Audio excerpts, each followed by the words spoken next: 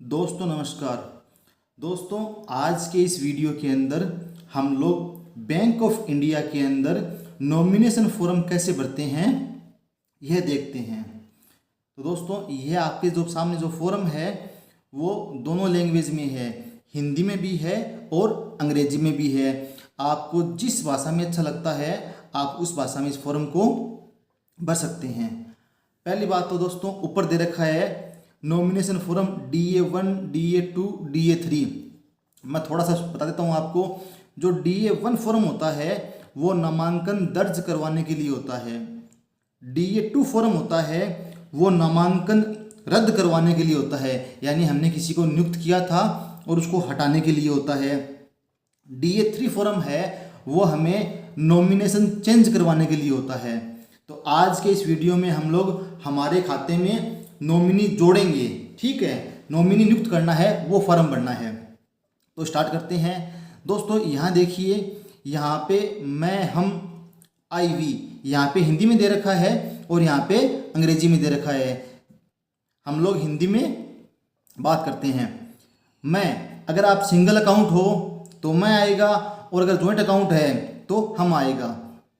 तो यहाँ पे आपका नाम और एड्रेस है वो लिखना है। यहाँ नीचे हिंट भी दिया हुआ है कि जहाँ यहाँ पे आपको आपका नाम और पता है वो मेंशन करना है। उसके बाद में यहाँ बैंक ऑफ इंडिया की जिस शाखा में आपका खाता है आपको यहाँ पे उस शाखा का नाम लिखना है।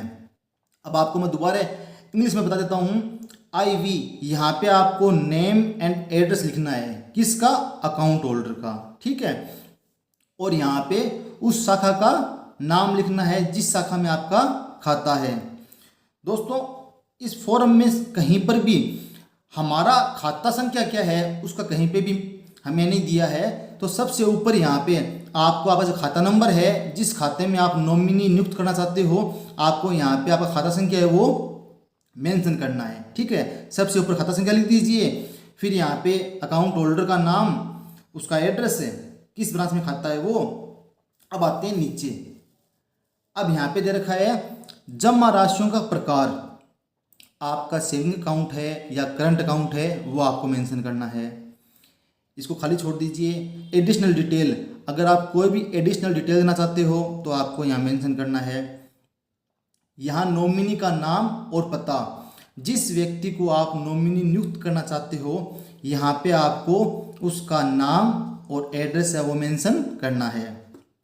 यहाँ पे जमाकर्ता के साथ रिश्ता, जिसको आप नॉमिनी नियुक्त कर रहे हो वो आपके क्या लगते हैं, उनके साथ आपका क्या रिश्ता है, आपको यहाँ पे वो लिखना है। जिसको आप नॉमिनी नियुक्त कर रहे हो उसकी आयु क्या है वो आपको यहाँ पे मेंशन करनी है। यहाँ दे रखा है नॉमिनी। दोस्तों ये कॉलम हमें तभी भरना है जब जिसको हम लोग नॉमिनी नियुक्त कर रहे हो उसकी आयु 18 से कम हो। अगर उसकी आयु 18 से कम है, अगर वो अवयस्क है तो हमें यहाँ पर उसकी जन्म तारीख मेंशन करनी है, अदरवाइज नहीं करनी है। नीचे अगर दोस्तों हमने ऐसे व्यक्ति को नॉमिनी नियुक्त किया है जो अवयस्क है, माइनर है, तो यहाँ पे हमें उसके गार्जियन का नाम लिखना पड़ेगा, क्योंकि अभी ये तो माइनर है, ठीक है। कल को खाता धारक की मृत्यु हो जाती है तो ये माइनर है, इसलिए इस माइनर का भी हम लोगों ने कोई गार्जियन नियुक्त किया है। गार्जियन कोई भी हो सकता है, दादाजी, चाचा जी, ठीक है। कोई वकील है वो हो सकता है। लेकिन दोस्तों मेरी आपसे पर्सनल राय यही है कि नॉमिनी उसी व्यक्ति को नियुक्त करें जो 18 साल से बड़ा हो, ठीक है।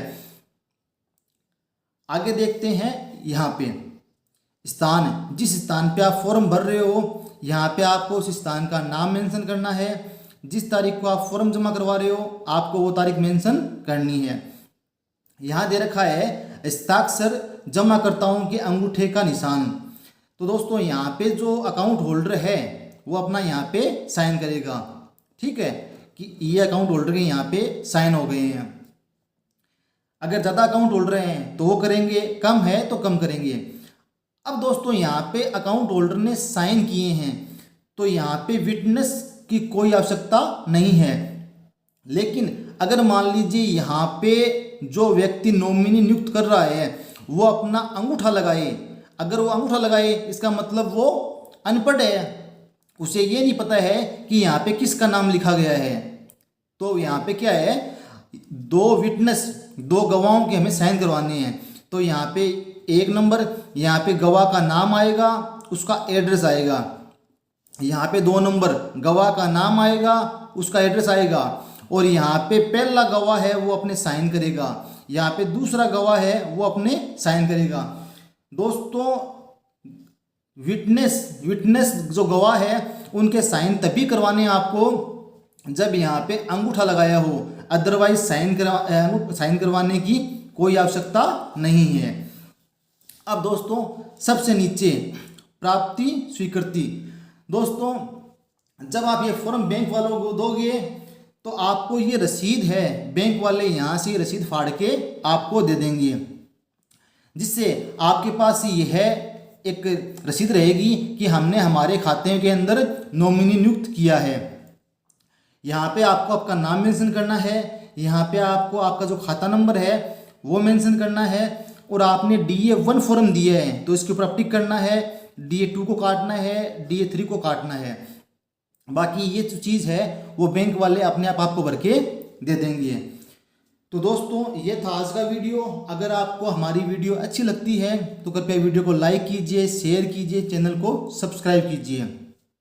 दोस्तों अंत में मैं आपसे एक निवेदन करना चाहता हूँ कि अगर अभी तक आपने अपने खाते में नॉमिनी नियुक्त नहीं किया है तो कृपया अपने खाते में नॉमिनी नियुक्त करें, जिससे आपकी मृत्यु के बाद में आपके जो वारिसदार है, लीगल हायर्स है, उन्हें कोई परेशानी ना हो।